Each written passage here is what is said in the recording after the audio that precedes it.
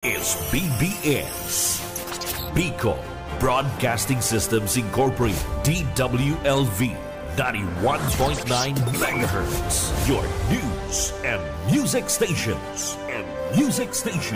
BBS, Basta Bareta, sigurado. Oras 21 after 9 in the morning. Ang Syudadano sa BBS 91.9.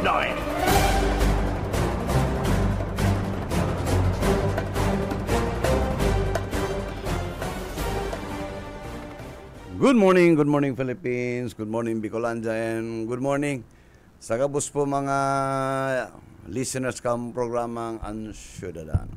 Aldaw po ko niya ning Lunes, petsa 8 kana bulan na Septembre 2025.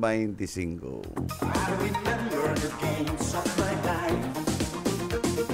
Now, how old are you? Where is your heart? Have many things to do. Open the door. Yes, I live so true.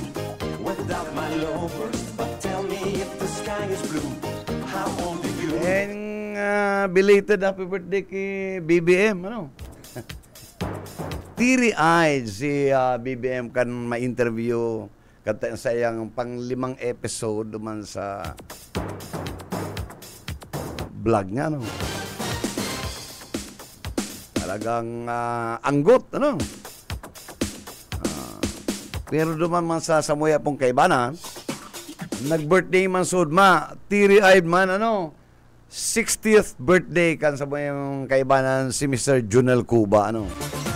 Dahil sa nagaram na pighandaan sa ni kansayang pamilyang bonggang reception duman sa basketball court Kampili, ano? Garo kasalan, ano? 150 guest, ano? Kaya nakatukaw sa duman sa may garubagang presidential table, ano? Uli sabi ni Yetbo, pabuhataan na ngayon si Junel Taco na maigda dyan. Garo ngayon, napapaling-paling na ko, ano?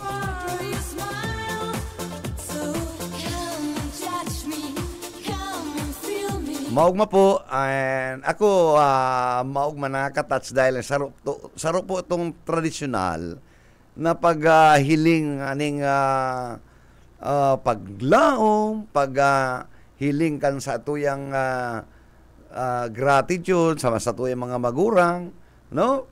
Na maski paano maski araw kayan si celebraran mi ang birthday kan sa muyang magurang nakaabot ning 60 sana sa magalpi pa mga masunod na taon, ano? Kalagang nag-effort, ano?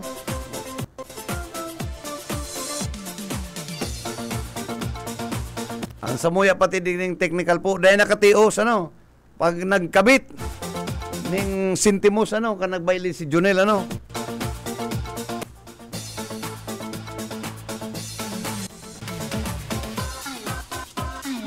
Giling ko niya ko, yun na yan, 1,000, pambihira talagang.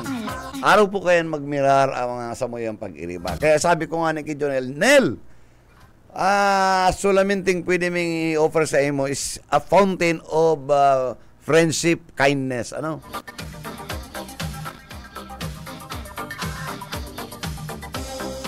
Sa kuyang partner, narugado eh. Sabi ni Yitbo, para pagkanta mo kaya ngayon si Sila, ilingeta mayo. Ay, napangyayari.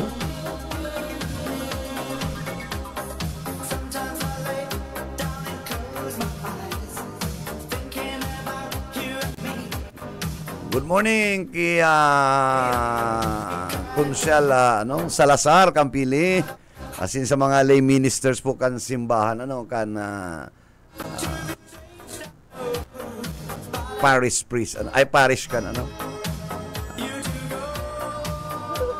parish kan, ano, San Antonio.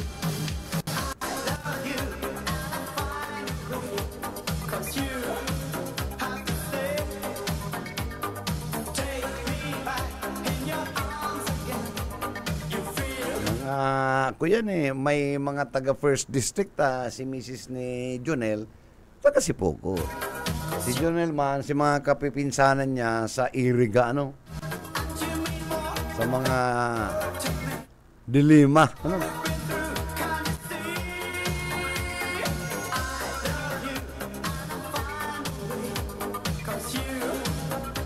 Pero pati nagpahabol pa digdiyo si Joneling Lichon. Saka, kuyan, pork steak. Ang garong naubos na kaskas si Bukopi. Bukopi. Waram nito Bukopi ko na yan. Yan po ang Bukopie. Ay, napangyayari. Pineapple pea. Okay. Ano pa? Ano fee?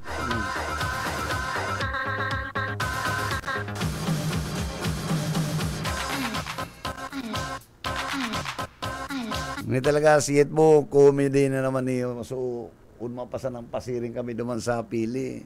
Kung ano-ano.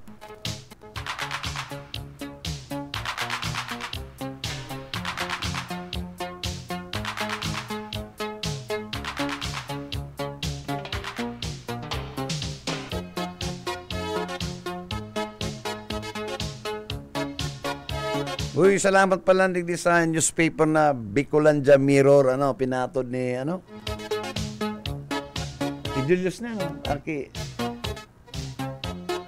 Darius, ki Darius Biquillo, naghapit po kan sa ilang newspaper si Darius,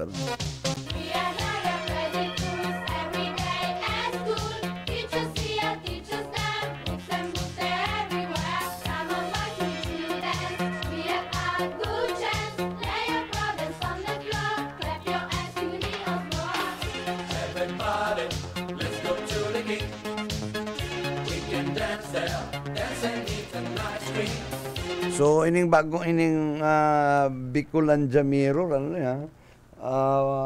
bago na niya na luwas, sa mga print media, yan yung bagong luwas na local and regional newspaper, Dapat po talaga buhay yung provincial newspapering, Importante yan, dapat ilagyan ng mga bidding. May publication po dapat ang bidding dyan,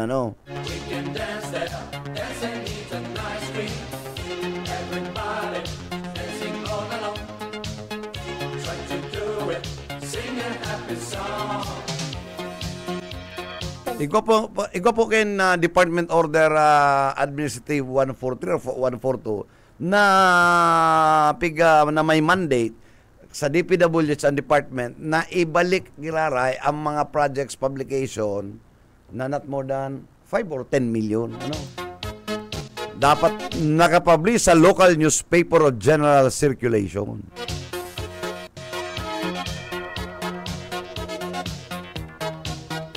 And siguro kaya po ng Amindarana to, takanto po ang district office, not more than 50 million pa lang.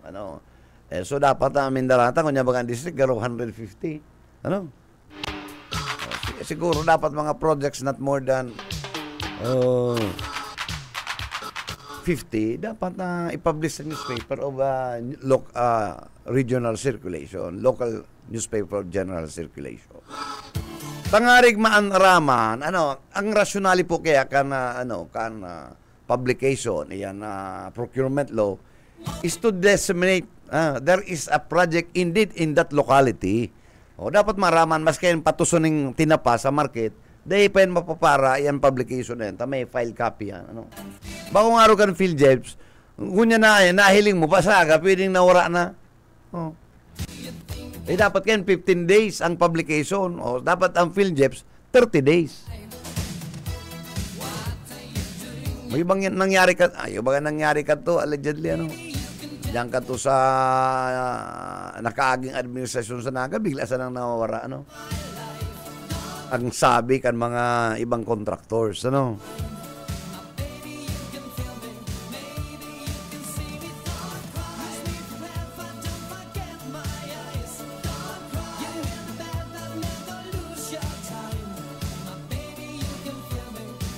Ang problema kaya talaga, ini yung enactment kantong nainot po, year 2000, ini enactment kantong procurement long 9184, pinaraharali duman sa Manila si mga publications. Sa local newspaper, duman lang piglag sa nasyonal, duwa sana, garo. Kung ko napasala, garo itong business standard na mayo man nagpaparanggayong basa ka to, tanang kabarasa ka to, Manila Bulletin, Inquirer, Philippine Star, o Business World ito, bira man yan. Tribune,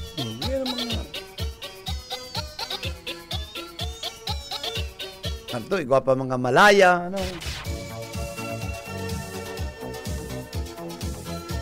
ilaag mo duman sa dahil man gulpi nagpabara-basa, tinuyo man yan.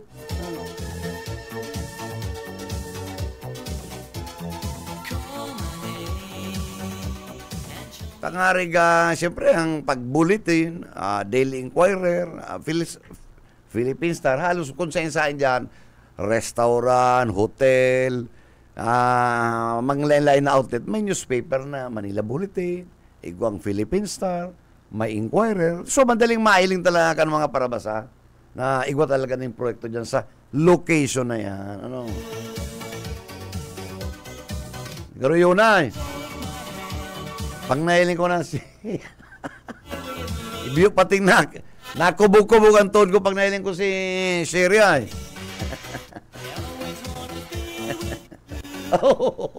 yun nagsinyal na UX na ay pambihira. Remember Auntie Sherry, mga pista na.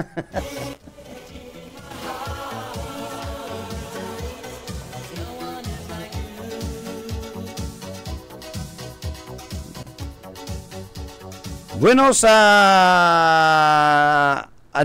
politico.com, luminuwas na po itong it's a quite interesting development na pwedeng mangyari sa upper chamber, lower and upper chamber. Na pwede magkaigwa na po ng rigodon, pwede magribay na po daaning House Speakership and Senate President. Yan.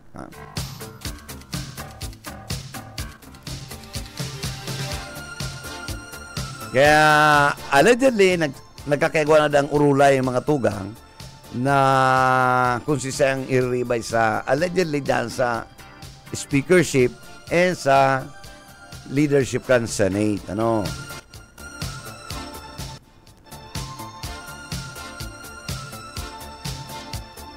Saro po sa ini pong source kaning politico.com. Saro ni pong mga masasarig na scoop na mga researcher kay ini yung billionario.com. Malalauman po yan. Matitibay yan. Ang mga source kaya talagang 80%.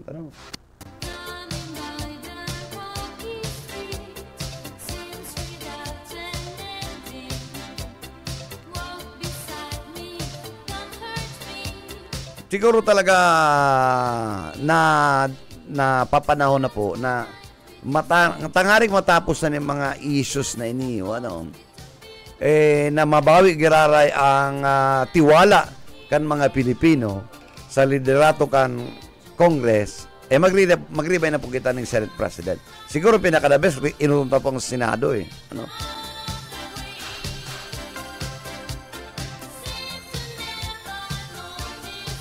Igdi sa Senate, igdi pinuno na ng gabos na kontrobersya, si impeachment, Kaya mga Pilipino, mga tugan, naglalaom na on February 6, 2026, pwedeng mapuna na ang impeachment proceedings ni Vice President Sara under a new leadership.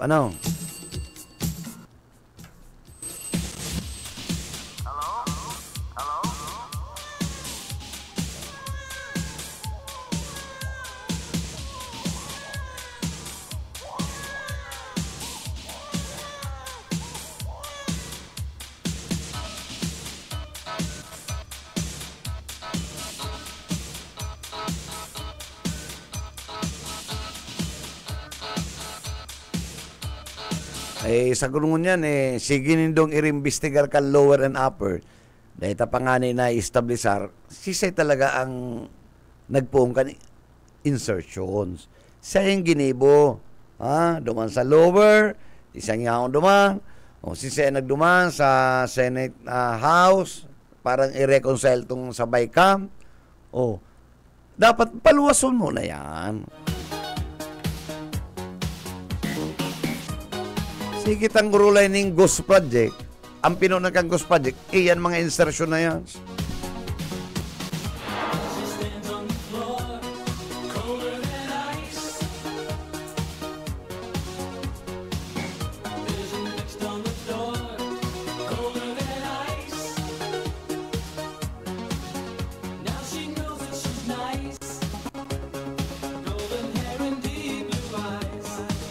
Oras, it's still 40 minutes after 9 in the morning.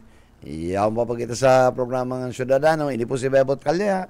And nakakaigwa pa po kita nagkakapirang minuto parang urulayan tayo sa tuyong mga issues niyan. Ano?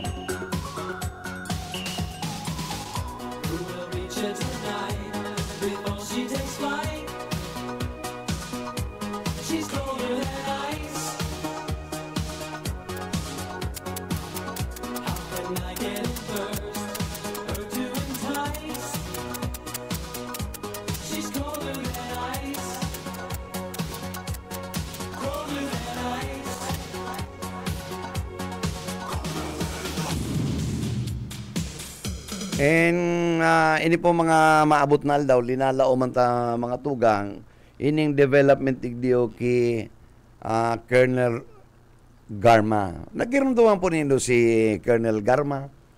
Ito yan pig-imbestiga lang po kan sa Congress.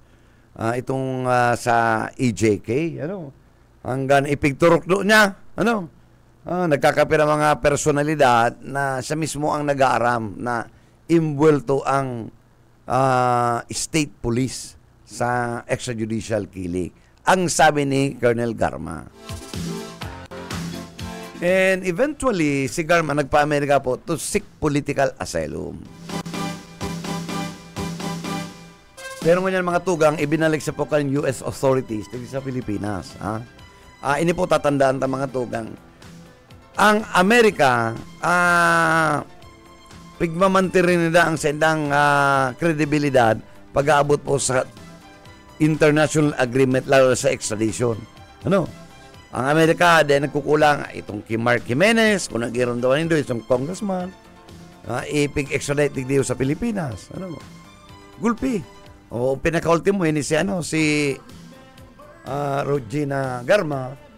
In return, siguro naglalamang Amerika na dapat i-extradite naman ini si Kibuloy tapigahagad ang extradition kay kan Amerika. Kasi duman sa po naka-primerong committer ng krimen sa laog kan Amerika.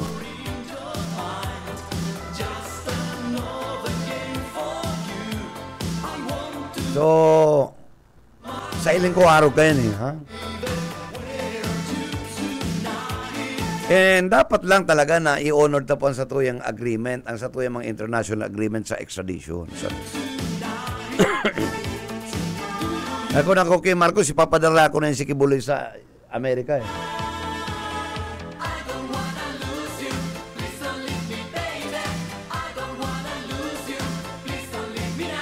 So, mabalik po kita digdi. Ano po ang significance ini pagbalik po ni Garma? Si Colonel Garma po, pigkasuhan po siya kan Department of Justice of multiple murder. Okay. Alaga sa kunyang po, yang pa sa preliminary investigations ang sa iyang kaso sa DOJ. In other words, si Colonel Garma is still free. Dahil po siyang mayong warrant of arrest. Ano? So, libre pa siyang maghiro. Ano? Pag siya nag-testify sa ICC, doon sa International Criminal Court, isa lang po ang ma-validate na at the time katong pigapot ng extrajudicial killing, igo pong partisipasyon ang state police. Arin po ang state police. Ito pong Philippine National Police. Siya lang po ang mapatunay. Dahil sa kabali duman, when those judicial killing was executed. Ano?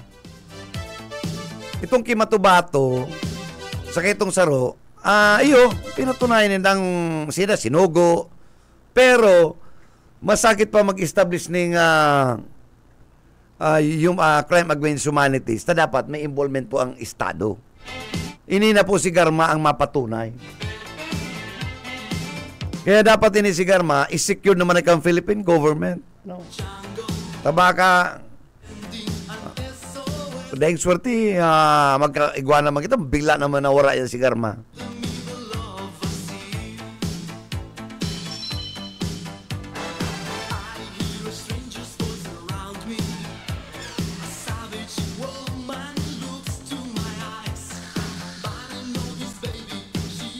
Pag ini po si Colonel Garma ang nag-testify, ay tapos na. Tapos na ang istorya. Game, yan, kumbaga, game over na po yan. Ano? Diyan naman didiskwido dyan si BP Inday, possible si General Leonardo, si Senator Bato, dahil si Garma matok doy. No?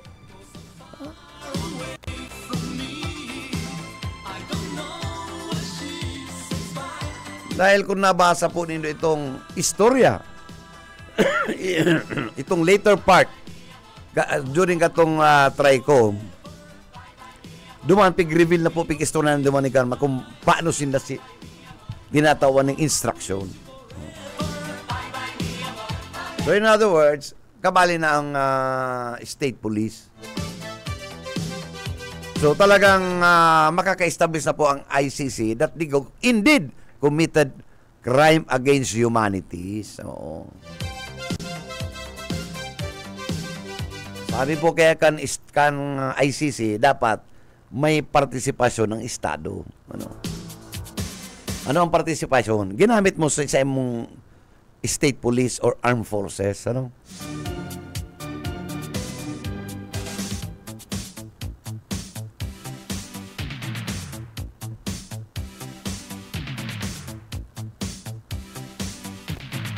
Good morning sa mga pag-iribata. Sa tuwing mga amigo dyan, Dr. Dison, Dr. Siemens Bunakwa, and syempre sayang agom kay Dr. Cookie Bunakwa. Good morning.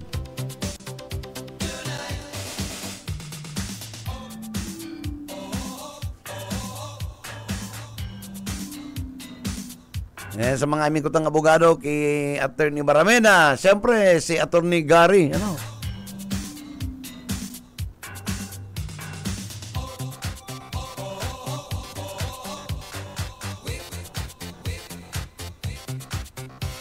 balita na po si Law Office kan sa kuya ang akin, Nacor and Calleja Law Office. Diyan po sa Landang, Pili, ha?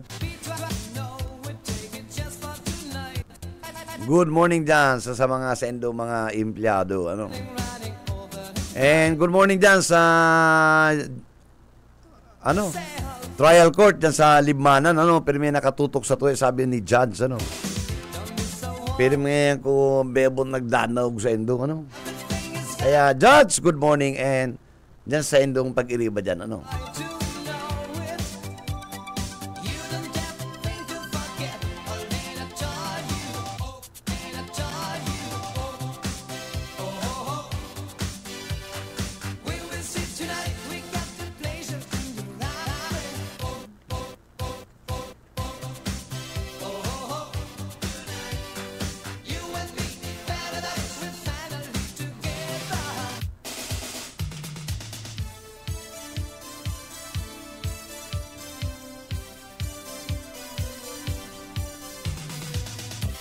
And bago pala niya congratulations kay Vice Mayor Edsel. Di maiwat,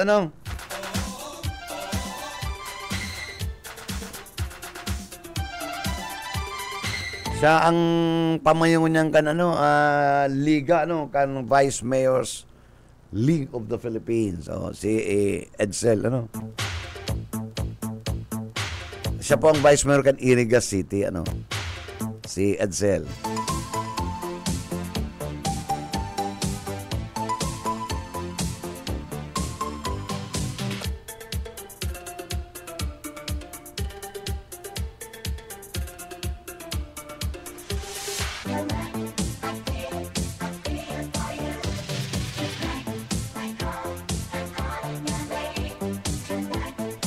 Di po sa ini pong nangyari mga tugan diyan sa lower house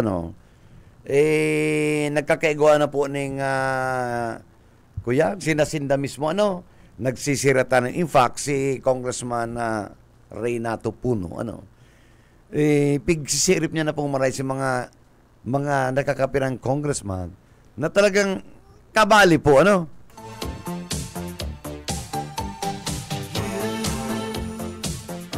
In fact, kanino sinabihan ni Congressman Renato Puno na kabali ngayon dyan si Grace po. But eventually, siguro pagpara research ni Renato Puno, nag-agad sang dispensa mismo kay Senadora, na ini pa lang si Senadora, at the time na nagkakagawa ng bycam, tig-it sa puwera ni Escudero. So talaga din nag-aaram si Senator siya personalmente nagaganing dispensa si Renato Puno. Just a little bit longer. We wanna play. And pag minasdan mo, sino po ang naghihiriro sa Kongreso, si Congressman Frasco, Congressman Toby Chanco, si mga iba pa mga pag-iriba, pero iyo ang naghihiriro, We leave it all behind and sing one more song. Won't you stay just a little bit longer? Please, please, please, say you will. Ilunta kung magkakaigwa ni Rico doon sa lower house,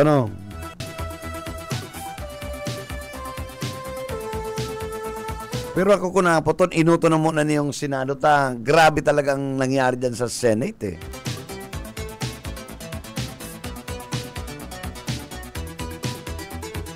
Grabe ning pamalo-malo na ini ni Escudero.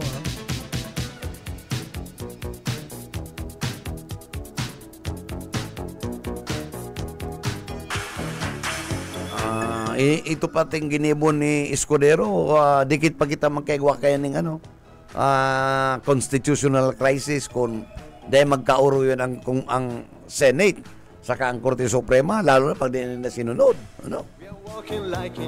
Gusto bang paluwason ng chis kung iba si resolution ng Korte Suprema, di mo na sila masunod, pag-uurulayan da agi yung panila sa buto, nakailing ka na kaya.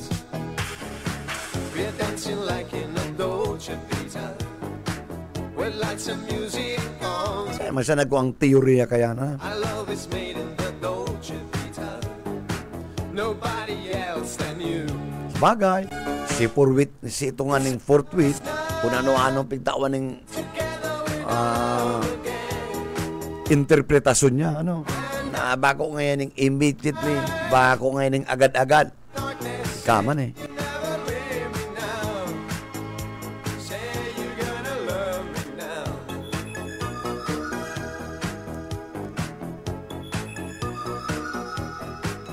kung sinaman talaga po sa mga instrumento, dapat bakulang dapat tawan man sinaning naninigong penalidad. Ako lang tong aaliw ka bilang Senate President. We'll live it like in a Dolce Vita. I came up yesterday. Kapag ginali mo yan si Escudero, ay aliw lang, dahil nindo kinaswan, that will create injustices among the 110 million Filipinos. 500 billion baga si flood control. Imaginado yan, 542 billion. Pambihira.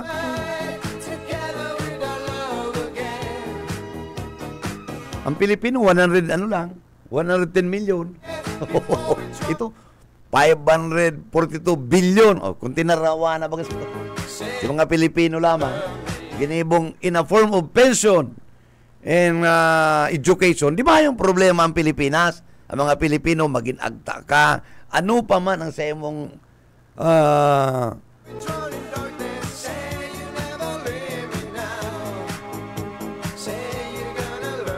kumbaga. Mga 110 million Pilipino. O si kwartang 542 billion. O kung pinalis na lang to pong maski ka ba nga kayan, ipinalis na lang sa full scholarship, medical, and yan, pwede na yan.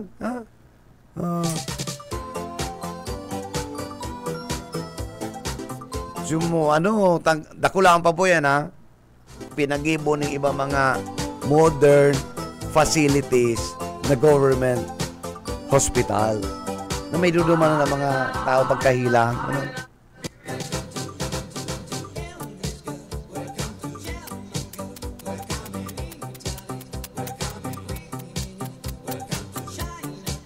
Pagkadarandakula, pa daw yan. Ayan yung flood control na yan. Nagralangoy-langoy ang auto. 500. Tapos na nagkabarasog. Talagang mahal na mahal ninyo ang pera.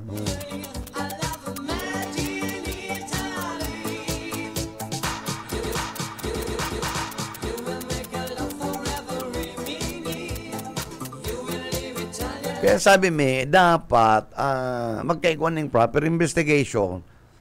Nadadamay po ang ibang mga congressman na mayo mang pagkaaram dyan. Unfair ba yan sa pag-iriban nindo? Kaya dapat magpakalalaki ka mo, magpresentar na ka mo dyan. Tangarik si Ibaman, imagine mo, 280, 300 na congressman.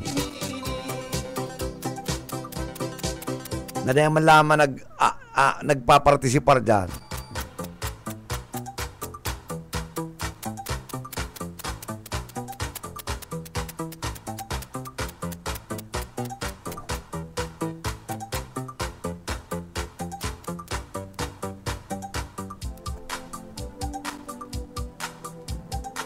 Hirak man po katong mga daiman mayo man yung mga flood control, nadadamay sila eh.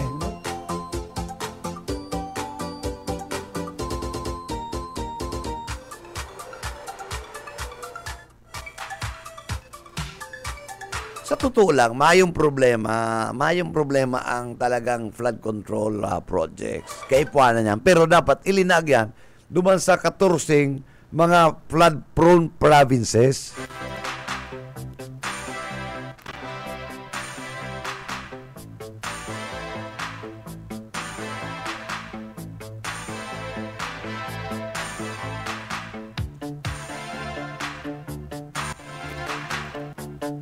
Kita nga dahil nakabalik duman. Pero, nagbaba kita. Madali man lang po ang remedyo kaya ibunta sa tuyang Bicol projects, lagantang dyan, draga sa Bicol River, niyusan ang gibo magpararo.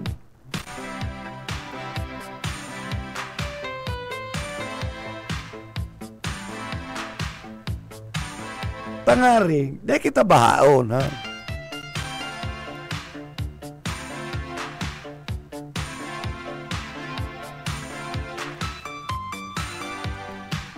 Saka dapat mga tugang ang lokal na gobyerno ini mga subdivision, ini mga nagigirimong subdivision. Bago sila maglag, dapat ang senang design igwasin ng catch basin. Sa laog kan subdivision, ang tubig na dapat sasalugon, sasaludon. Bakong ibubugan nila yan sa regular na creek o sa national highway.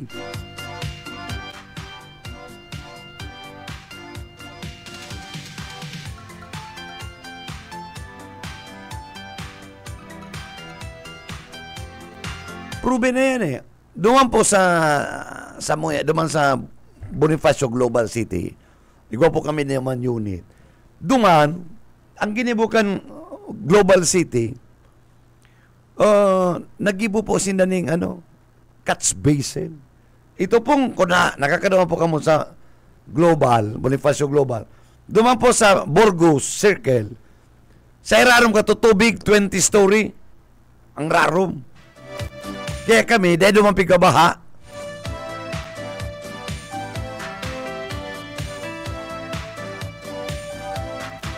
Ngunyan, pag mayong tiguran, itong tubig na ito nakatago, ginagamit to.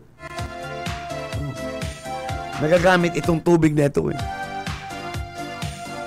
Kung nagkukulang-kulang, ginagamit din na to. Kana Bonifacio Global Corporation.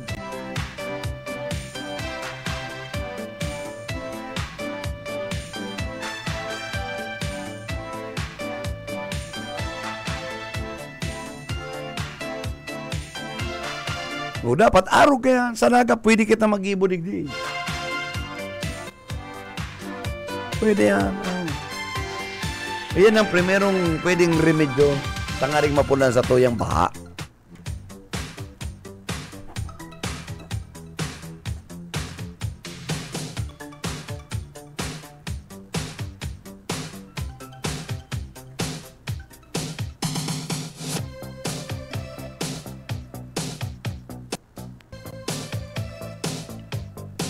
Bueno mga tugang, inabot naman kita ng pamara.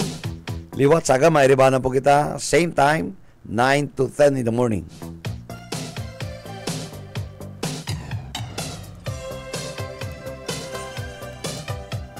Sa tuyang mga pag-iriba, thank you so much. Nakaibanan tapos sa technical side. Siyempre, mayaban sa tuyang technical head, Ariel Camarote.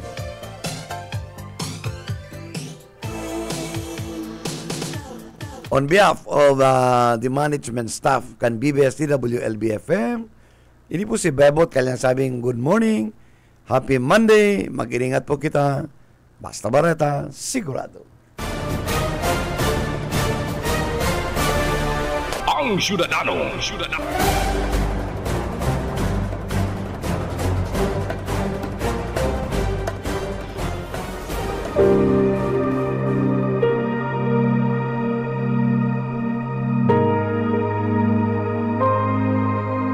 Subalit ang lahat ng tumanggap at sumampalataya sa Kanya ay binigyan niya ng karapatang maging mga anak ng Diyos. Ang banal na salitang inyong narinig ay hangos sa Biblia, Aklat ng Juan 1:12.